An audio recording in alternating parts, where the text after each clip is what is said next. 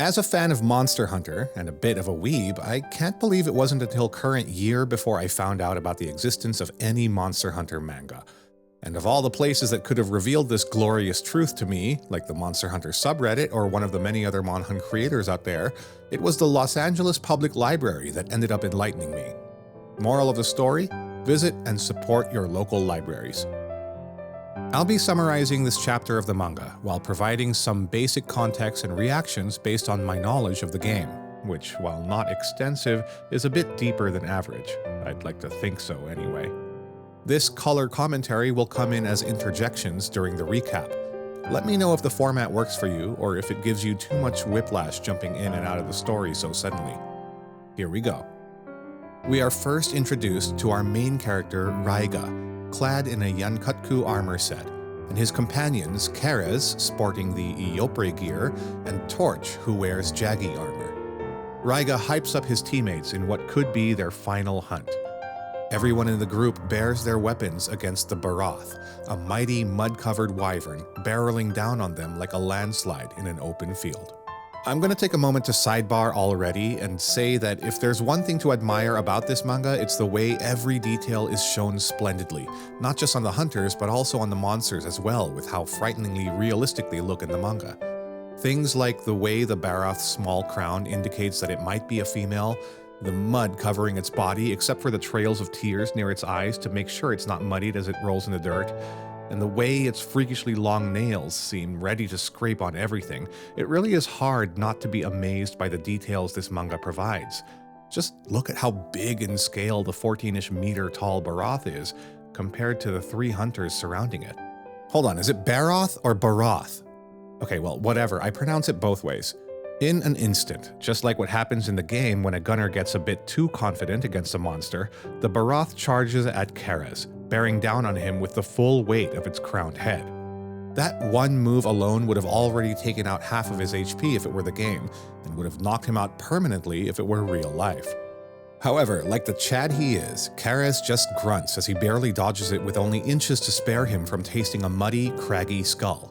Taking advantage of the rush, Raiga then springs forward as he tails the charging bipedal wyvern, while Kerez calls out to him to wait for the right moment. Hot behind the Barath's tracks, Raiga realizes the opening he has against the monster, as it is slow to turn around from its charge. He quickly unsheaths his greatsword for the attack of opportunity, but somehow a 14-meter monster dodges sideways from his attack. This caught Raiga off guard, and you have to admit that seeing something that huge dodge what was a relatively fast unsheathing attack is scary. The Barath capitalizes on the poor hunter's recovery frames, whacking him with its tail, which sends him flying backwards. Both Kerez and Torch are shocked, the latter worrying about Raiga, and the former berating his teammate for not learning anything.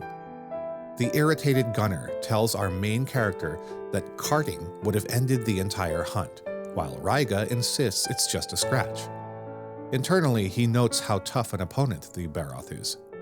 Raiga curses over their lack of any finishing moves, which makes sense, as he was born 5 years too early for hunter arts, which became a thing in Monster Hunter Generations and later redeveloped as the Wirebug skills in Rise and then completely missing in Wilds, but enough of that.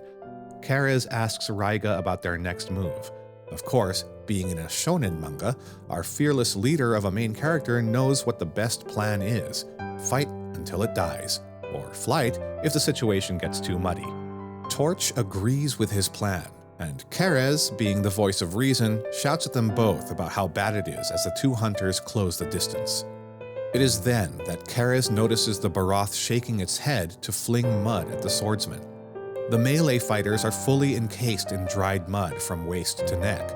Raiga is shocked over how completely immobilized he is, and Torch just admires how cool that ability was.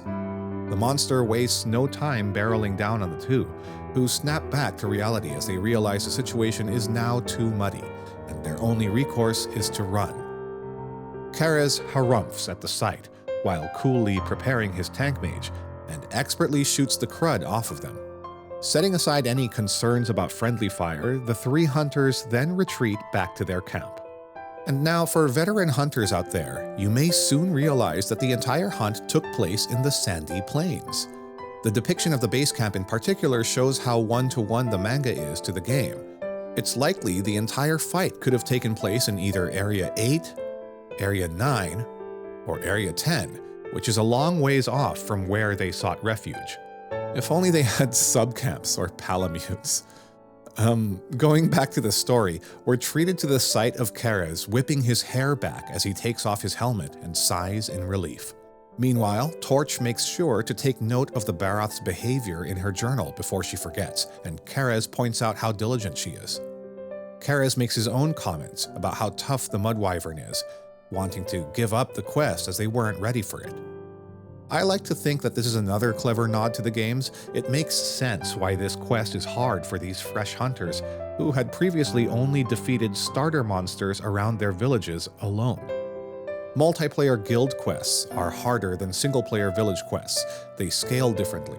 In Monster Hunter Tri Ultimate, the 3-star Barath village quest entitled Leading the Charge is considered a 1-star guild quest. This isn't the game though. It's a manga, so let's get back to that. Raiga refuses to give up, as this is their last hunt together as a team. Torch lets out a sniffle as she rubs her eyes with her gauntlets. Keres notices her crying, and Torch argues that she wasn't. He wonders why she's like that, despite being the eldest in the group. Sometime later, they then reassess their situation. Keres states that since they have no clue how to properly fight against the Barath, their supplies are quickly dwindling, and there's no one endangered by the Barath anyway, they should consider abandoning the hunt then and there. Raiga disagrees, but his friend immediately reminds them that a pro hunter, which is what Raiga strives to become, would not risk it all for nothing. Raiga then fires back at him, questioning if a pro would quit when a hunt looks too tough. Keres retorts, saying that's simply shonen idealism, but Raiga insists that that ideal is what they want to achieve. Our impassioned protagonist then grabs Keres' neck guard and tells him that if they don't test their limits, they'll never become the pro hunters they want to be. I mean, arguably, a real pro would probably be able to get all this done in half the time with a quarter of the resources, maybe even just a might pill and demon powder, and the pros at Team Darkside would likely be able to do it all naked, but I digress. Their argument soon devolves into the stereotypical anime pronouns game as they start talking about things in the past. Torch cheers on from the side, rooting for our main character when they are all reminded of that one time. The one time when the silhouette of a Wraithian brought them to despair. They quickly agree that their current predicament wasn't like that time, and go back to formulating a strategy to take down the Barath. Anything would have been better than the running around and rolling in the dirt like they were doing before. The hunting group makes their way back to the sandy plains, where they once again encounter the Barath, who is still pissed as ever. As they take their positions, Raiga lays out their plan. The gunner at the back and the swordsman at the front. Raiga and Torch would draw the Barath's attention, while Keres fires piercing shells at it with his tank mage. I mean, if it took them this long to come up with that basic of a plan, it's kind of no wonder why they aren't professionals yet. Keres voices out that he might hit the two vanguards.